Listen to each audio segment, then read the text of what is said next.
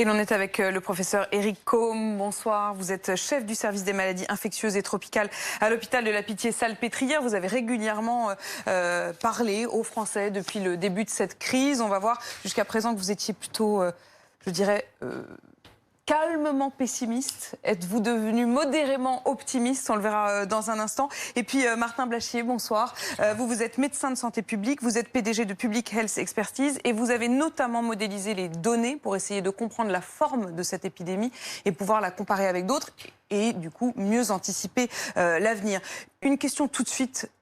Est-ce qu'on peut, lorsque l'on voit qu'hier il n'y a eu que 47 morts en France, se dire que ça y est, c'est derrière nous? Je pense qu'il n'est pas raisonnable pour le moment de dire que c'est derrière nous. D'autant plus que ça pourrait inciter à un relâchement total de l'attitude des Français, qui est pour l'instant, à mon avis, excellente. Donc il faut rester dans cet esprit-là. Si on veut maîtriser l'épidémie, il faut continuer à être excessivement prudent, je pense, et ne pas se relâcher pour le moment. En sachant que bon voilà, l'été est quand même moins propice à la circulation des agents infectieux par voie respiratoire. C'est connu pour toutes les infections respiratoires. Et donc, voilà, s'il y a une deuxième vague, elle sera peut-être plutôt à attendre de l'hiver. Ça veut dire que vous vous dites pas de deuxième vague maintenant, mais éventuellement un regain à l'automne, à l'hiver? À quel moment est-ce que vous voyez ça? En fait, je pense que ça dépend énormément de l'attitude des Français. Notamment dans le respect du port du masque, des gestes barrières, et pour l'instant ça a l'air plutôt bien, enfin en dehors de l'extérieur, mais bon, je pense que le risque à l'extérieur est quand même beaucoup moins important que dans les lieux clos. Et puis la deuxième chose, ça dépend de la capacité des autorités de santé à remonter les chaînes de transmission, à s'attaquer aux foyers épidémiques qui, on voit, existent un peu partout à travers le pays, qui sont quand même relativement nombreux. Donc ça prouve bien que le virus circule toujours et qu'il faut être extrêmement vigilant. Mais si cette vigilance est maintenue, je suis assez optimiste, effectivement, en tout cas pour l'été. Vous devenez optimiste. Martin Blachier, vous avez regardé ces courbes. La dernière fois que vous étiez venu sur ce plateau, vous aviez évoqué aussi le fait que la maladie avait peut-être commencé bien avant qu'on ne réalise qu'elle était là, peut-être même dès l'automne, voire même dès le mois de septembre, que cela changeait aussi le visage de la courbe, puisque c'était une progression beaucoup plus lente qu'un pic, comme on a pu l'imaginer. Est-ce que vous confirmez cette hypothèse de travail aujourd'hui ? Non, elle n'est pas totalement confirmée, cette hypothèse de travail. En revanche, il y a plusieurs choses qu'on connaît maintenant et qu'on ne connaissait pas forcément avant. Effectivement, il y a des publications qui commencent à sortir et qui montrent qu'il y a probablement certains phénomènes qui sont des vrais boosters pour l'épidémie. Et il y a même des gens en Angleterre, par exemple, qui disent qu'il y a probablement quelques événements on considère qu'à peu près 80% des infections qui se sont faites dans certains types d'événements. Et probablement, ce qu'on va découvrir dans les semaines à venir, c'est qu'il y a certaines interactions où le risque il est quasiment nul. Alors, j'aimerais bien qu'on comprenne de quoi on parle. Quand vous dites qu'il y a eu des boosters pour l'épidémie, c'est quoi? C'est les rassemblements comme on a pu le voir à Mulhouse? Comment ça se passe? Exactement. C'est-à-dire qu'en fait, l'idée qu'on en a un peu dans la conscience collective, que le risque, il est partout, à chaque fois qu'on croise quelqu'un, même à l'extérieur, qu'on se retrouve à 2 ou 3, ça, c'est un peu en train d'être battu en brèche. On se rend compte que probablement les contaminations, elles se font dans des lieux clos, où ça dure assez longtemps, où il y a assez peu de ventilation et que la majeure partie des contaminations ont probablement lieu dans ces événements-là et assez peu dans les événements de la vie de tous les jours. C'est-à-dire que très probablement à se rendre compte que des mesures assez spécifiques sont capables de maîtriser l'épidémie sans forcément avoir des mesures aussi contraignantes que celles qu'on a aujourd'hui. Mais encore une fois, je dis, c'est ce qui est en train d'être Ça veut dire découvert. que si on avait...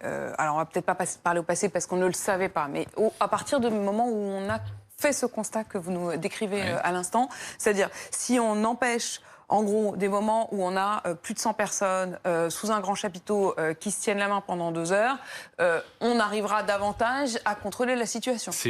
Oui, alors c'est un peu caricatural, mais la première chose, c'est ce que je pense, c'est que les conditions qui sont celles d'aujourd'hui, la probabilité de la seconde vague, elle est extrêmement faible. C'est-à-dire que si les choses restent comme elles sont aujourd'hui... Y compris à l'automne ou à l'hiver, comme le dit le professeur Côme. Je pense qu'y compris à l'automne, à l'hiver. Si là, on est aujourd'hui, restaurants, bars fermés, aucun événement collectif, les gens portent des masques, la distanciation physique elle est à peu près respectée, au travail il y a à peu près 15 à 20% des gens qui sont dans les bureaux. Avec ces conditions-là, c'est très très peu probable qu'on ait une seconde vague. À l'inverse, si jamais on relâche complètement tout, c'est sûr que la seconde vague, elle va arriver, en particulier dans les zones où il n'y a vraiment aucune immunité collective. Puisque l'autre hypothèse qui est en train d'être travaillée par les chercheurs, c'est que possiblement le niveau d'immunité collective dont on a besoin pour cette épidémie serait un peu inférieur à ce qu'on avait estimé jusqu'à présent. Je vois le regard attentif du professeur Côme. Qu'est-ce que vous en pensez? Vous êtes d'accord? Ah oui, je suis complètement d'accord. Ouais, je pense que si on relâche, c'est exactement, on est en phase. Si on relâche les précautions, évidemment, il va y avoir une deuxième vague, c'est inéluctable. Si on les relâche pas, il y aura probablement pas de deuxième vague, ou alors elle sera tellement petite qu'on pourra la maîtriser. Et je partage aussi l'idée de ces événements super contaminateurs. On a souvent parlé de patients super contaminateurs. On devrait plutôt effectivement parler d'événements super contaminateurs, et notamment les rassemblements religieux, je suis désolé de le dire évidemment, en sont un, et probablement que les meetings de la campagne électorale à la veille du premier tour en ont été aussi. Alors j'allais justement vous interroger là-dessus. Il y a 2 points. La réouverture effectivement des cérémonies religieuses, alors sous des conditions très strictes, puisqu'on l'a vu, les premières messes qui ont pu avoir lieu depuis hier soir, c'est avec un masque, c'est avec une distance de sécurité, c'est un fauteuil sur 2 dans l'église, bref, c'est de manière assez attentive. Et puis, cette date du 28 juin pour les élections municipales, la journée des élections, et puis tout ce qui précède, c'est-à-dire les réunions publiques qui vont être autorisées, ça vous inquiète ? Écoutez, oui, la répétition de l'histoire m'inquiète toujours parce que je crois que les mêmes causes produisent les mêmes effets. Donc, si on ne prend pas les précautions qu'il faut prendre au cours de cette campagne électorale et de ces meetings auxquels vous faites allusion, évidemment, il y a un risque que ça redémarre, absolument. Notamment se serrer les mains sans arrêt, comme c'est le cas dans une campagne électorale, être dans des petites salles pour tenir des meetings. Je pense que ce n'est pas raisonnable. Ce n'est pas raisonnable pour vous? Vous auriez préféré qu'on attende plus tard? Ah non, pas du tout. Je pense que c'est bien de mettre le deuxième tour en juin parce qu'il ne faut pas retarder comme ça la démocratie. Je partage tout à fait cet aspect des choses. En plus, on est au creux de la vague, donc c'est une très bonne... Et on peut faire un deuxième tour sans campagne? Est-ce que ça, c'est pas antidémocratique? Voilà, peut-être un deuxième tour avec une campagne du troisième type. Oui, une campagne par Internet, une campagne de loin, voilà. Une campagne avec des panneaux et des tracts. Peut-être, et je sais encore, pas. des tracts que peut-être il ne faut pas distribuer à main nue. Si on le distribue du bon côté, ça ira. Bon. Est-ce que ça aussi, ça vous inquiète? Juste une petite réaction sur les mains. Il y a quand même quelques études qui commencent à sortir qui montrent que sans doute la majorité des contaminations se fait quand même plus par l'air et par les postillons que par les mains. On a énormément parlé du contact, on touche une surface, après on retouche la surface. Ça, probablement, que ça a aussi une part extrêmement minime dans la circulation enfin pas dans la circulation du virus, mais dans la manière dont le virus se transmet. Donc je pense que quand même, il faut que les gens aient en tête que ça se transmet majoritairement par les droplets respiratoires, les postillons, et assez peu par les surfaces quand même. Donc les masques, oui. Ah bah les masques, oui, les plus gants, que jamais. non. Ça maintenant, je pense qu'on commence à avoir, il y a quand même des études expérimentales, de plus en plus de choses qui sortent sur le fait que c'est efficace, même si avant on n'avait pas vraiment de données pour le savoir. Aujourd'hui, on le sait. Mais quand je vous écoute, surtout vous, en l'occurrence Martin Blachier, quand vous dites a posteriori, on se rend compte que ça, c'est pas si grave, et puis ça, finalement, pas tant que ça, et puis ça aurait pu être plus circonscrit. Est-ce qu'on n'en a pas trop fait en stoppant tout? Non. En fait, tout est dans la compréhension de l'exponentielle. Je suis désolé, ça paraît hyper technique, mais en fait, ce qui se passe sur cette épidémie, c'est qu'elle met probablement du temps à faire cet immense pic qu'on a vu. Beaucoup plus de temps. Parce qu'en fait, on s'est rendu compte des choses en mars et on a cru que ça avait explosé. En fait, probablement non pas, ça a mis un petit peu de temps. En revanche, une fois qu'on a laissé l'exponentielle commencer, c'est beaucoup trop tard et là, on n'a pas d'autre choix que de tout arrêter. Et donc, clairement, on n'avait probablement pas le choix de faire ce confinement. Ce qui est sûr, c'est que si on s'en était rendu compte avant, on n'aurait sans doute pas été obligé d'aller aussi loin. Je voudrais qu'on accueille tout de suite Patrick Pelloux, qui est par Skype avec nous. Patrick Pelloux, urgentiste, bien sûr, visage aussi bien connu des Français. Vous l'avez porté, cette tension des hôpitaux récemment. Il y a cette musique qui commence à poindre, qui est portée évidemment par quelqu'un comme le professeur Raoult, mais pas que lui, qui dit, est-ce qu'au fond, on n'en a pas trop fait quand on regarde certains voisins qui n'ont pas confiné, ou en tout cas pas de manière aussi stricte, et qui n'ont pas des résultats forcément bien moins bons que les nôtres. Quel regard vous portez sur peut-être ce recul critique aujourd'hui? C'est toujours facile de rejouer la partie une fois qu'elle s'est déroulée.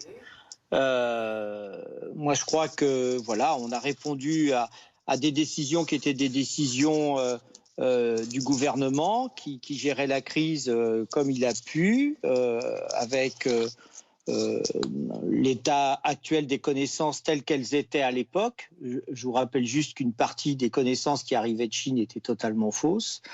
Donc on est parti un peu à l'aveugle. Donc moi je crois qu'on a, on a fait comme on a pu avec le nombre de masques qu'on avait, avec les connaissances qu'on avait. Voilà, moi je suis pas, j'ai pas de controverse à lancer plus que ça. Je crois vu les conséquences qu'il y a eu sur la population, je pense qu'on a limité le mieux qu'on ait pu la casse, et je ne rentrerai pas dans les polémiques sécessionnistes qui consistent à dire que Paris ou Marseille a fait mieux que l'un que l'autre. Ça, c'est totalement ridicule. Ça vous a même heurté, on l'a senti, lorsque le professeur Raoult a eu l'air de dire qu'à Marseille, ils avaient eu 5 fois moins de morts qu'à Paris. Vous dites, nous, on a quand même tenu, on s'est donné du mal, c'est pas très juste. C'est très insultant, pardonnez-moi, mais c'est très insultant pour tous les personnels qui se sont mobilisés, l'effort qui a été fait par, que ce soit des directions au personnel infirmier, aides-soignants, ambulanciers, des SAMU ou des sociétés privées d'ailleurs, que ce soit les médecins, réanimateurs médicaux, urgentistes, infectiologues, etc. J'en oublie, qu'ils me pardonnent.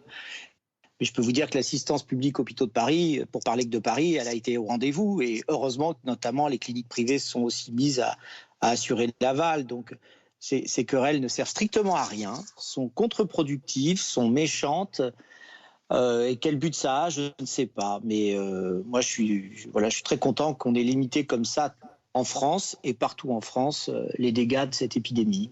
Vous dites, on a été au rendez-vous, les hôpitaux ont été au rendez-vous. Est-ce que vous voyez d'un œil confiant les mois qui viennent et la réforme de l'hôpital qui devrait être amorcée à partir de demain avec le fameux Ségur de la santé? Ça, c'est un autre dossier, Pauline. C'est un autre dossier. Ça vous fait rire, visiblement. C'est un autre dossier parce que tout est là. Voilà, tout est là. C'est-à-dire qu'en fait, on était à genoux, on s'est mis debout pour faire face à l'épidémie. On a tous, à mon avis, vachement bien travaillé. Maintenant, il y a un débat sur justement quels moyens on donne aux hôpitaux pour pouvoir se redynamiser. Qu'est-ce qu'on fait pour rouvrir des lits de réanimation médicale qui nous ont tant manqué et dont on est largement en dessous par rapport au nombre qu'il y a, par exemple, en Allemagne. Qu'est-ce qu'on fait pour redonner des budgets aux hôpitaux? Qu'est-ce qu'on fait pour embaucher et donc rendre attractifs les métiers comme infirmière, aide-soignante, ambulancier, agent hospitalier, manip radio, kinésithérapeute dans les hôpitaux, parce qu'on a perdu énormément d'attractivité au cours des dizaines, vingtaines d'années qui ont précédé, et la réouverture des lits. Donc vous voyez, le chantier est immense, mais c'est toute la vaillance de notre pays d'un coup décider demain, et moi j'espère que ça va marcher, sincèrement, de mettre tout le monde autour de la table pour dire écoutez, on fait le job, c'est pas à la médecine ou aux médecins de gérer le pays et la politique du pays, c'est aux politiques vraiment de prendre un sens et une direction en fonction de ce que veut la démocratie et la nation. La nation s'est aperçue de quoi? On avait besoin de nous, surtout en cas de coup dur.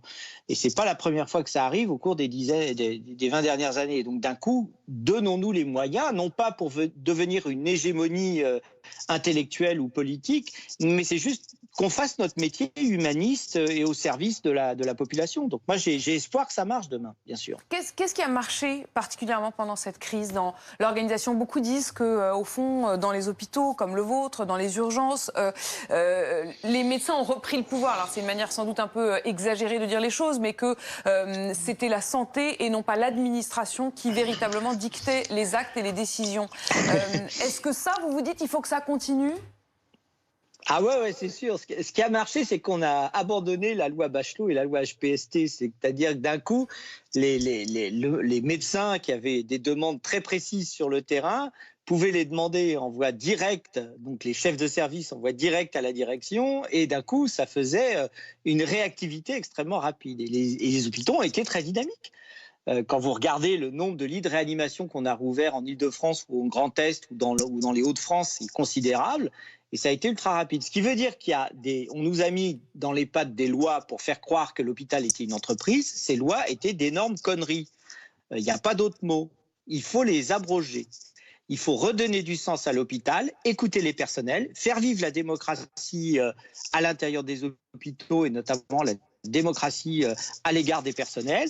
Et puis surtout, évidemment, parce qu'on parlera forcément argent, rendre attractif les métiers des gens qui s'engagent dans la carrière hospitalière, des personnels que je citais tout à l'heure, comme les médecins, et recréer une dynamique. Et c'est comme ça que les hôpitaux français qui, on disait régulièrement, étaient vraiment les plus reconnus dans le monde, il faut qu'on soit toujours dans ce tempo-là. Je crois que c'est hyper important. Leur redonner leur place. Merci beaucoup Patrick Pelloux d'avoir été avec nous ce soir. Patrick Pelloux, urgentiste bien sûr que l'on connaît bien. Éric Côme, quand vous entendez ces propos, ces lois c'était une connerie, il faut revenir à un hôpital beaucoup plus efficace. Vous-même, vous avez toujours été très éloigné de ces questions de politique. Je ne vous demande pas de rentrer dans la polémique, on vous a connu comme infectiologue, mais simplement pour que l'efficacité dont vous avez réussi à faire montre ces derniers mois puisse se poursuivre. Est-ce qu'il y a des choses qu'il faut changer ? Oui, c'est évident qu'il y a des choses qu'il faut changer. D'ailleurs, je faisais partie des chefs de service qui étaient démissionnaires. Simplement, j'ai remis entre parenthèses ma démission à l'occasion de la crise du Covid, parce qu'il n'était pas question de mélanger les genres. Mais effectivement, l'hôpital est allé trop loin dans cette dérive de l'hôpital-entreprise. Mais il y a un problème plus général que l'hôpital, malheureusement. Il y a un problème de manque de médecins, ou plutôt de médecins qui font, pour beaucoup d'entre eux, autre chose que de la médecine. Qui sont autre chose que de la médecine, c'est quoi? C'est de la paperasse, c'est de l'administration, c'est de la gestion? C'est même beaucoup plus large que ça. Il y en a qui font de la politique, par exemple. On en a vu d'ailleurs, on sentait bien que la frontière n'était pas forcément très étanche entre les deux. Oui, puis même au-delà de ça, vous avez des médecins qui font exclusivement de la politique. On en voit quasiment tous les soirs à la télévision. Je rappelle que notre ministre de la Santé est médecin, etc. Donc ils ne font pas de médecine. Voilà. Et donc on forme trop de médecins qui font autre chose que de la médecine. Et après, on se retrouve sans médecins en ville. Et là, par exemple, sur cette crise de Covid, on a vu qu'il y avait un vrai problème avec la médecine de ville. Donc le problème n'est pas pour moi uniquement l'hôpital. Je suis évidemment tout à fait d'accord avec ce qui a été dit sur l'hôpital. Mais le problème, c'est aussi la médecine de ville, c'est aussi les infirmières, les aides-soignantes. Enfin, tout est à revoir pour rendre de nouveau la médecine attractive auprès des jeunes, pour qu'ils s'engagent dans cette carrière qui est quand même un très beau métier. Soigner les autres, franchement. Vous ne regrettez pas votre vocation? Moi, pas du tout. Je crois qu'il n'y a pas de plus beau métier que celui-là. Donc, il n'y a pas de problème. Martin Blachier. Non, moi, j'ai pas grand-chose à dire sur ce sujet-là. Je me sens pas forcément légitime pour parler de la réforme de l'hôpital. Mais vous estimez qu'il y a des choses à faire pour la santé au sens général? Une réaction juste là-dessus, c'est que je pense que la médecine reste attractive. La preuve, c'est que il y a énormément d'étudiants qui veulent faire médecine. Je pense plutôt à la régulation des effectifs de médecins. Je ne suis pas persuadé que c'est les effectifs de médecins qui font de la politique qui font qu'il y ait moins de médecins disponibles pour répondre à la demande de soins. Je pense aussi qu'il y a une grande théorie en économie de la santé qui a longtemps été développée, c'est la théorie de l'offre. C'est-à-dire, en fait, vous régulez les dépenses de santé en régulant l'offre. C'est-à-dire, moins vous faites d'offres, moins vous allez dépenser. Voilà. Et ça, je pense que c'est vraiment quelque chose... En fait, c'est vraiment au cœur du sujet, c'est-à-dire que l'offre de santé, il faut qu'elle soit décidée par le plus grand nombre. Et après, il faut être prêt à la payer, quoi. Et je pense que c'est ça. Et il ne faut pas oublier que souvent, on a régulé par l'offre. On s'est dit, moins on en propose, moins ça va nous coûter. Et puis, c'était la logique de c'est peut-être ça aussi qui a changé dans l'opinion publique à la faveur. Ça joue aussi, forcément. Il y a quelque chose de positif qui en ressorte de cette crise. Dans un instant, on va parler, je vais essayer de le dire bien, corticoïdes, tocilizumab, on va parler évidemment hydroxychloroquine, mais aussi avdoralimab ou encore remdesivir. Ce sont tous ces traitements qui ont pu à certains moments provoquer l'espoir. Qu'en est-il aujourd'hui, notamment de tous ces essais cliniques qui patinent en France comme dans le reste de l'Europe? Peut-on encore espérer un remède miracle? À tout de suite.